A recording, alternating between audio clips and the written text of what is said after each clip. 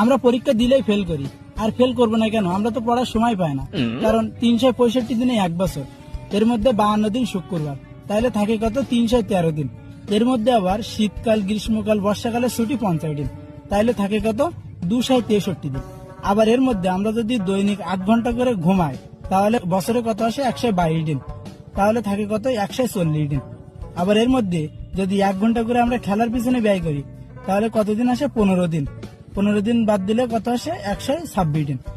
এর মধ্যে যদি 2 ঘন্টা করে খাওয়ার, গোসল করার পিছনে ব্যয় করি, তাহলে 30 দিন চলে যায়, তাহলে থাকে কত? 96 দিন। এর মধ্যে আমরা প্রত্যেক দিন কথা বলার পেছনে 1 ঘন্টা করে ব্যয় করি, তাহলে বছরে কতদিন হয়? 15 দিন।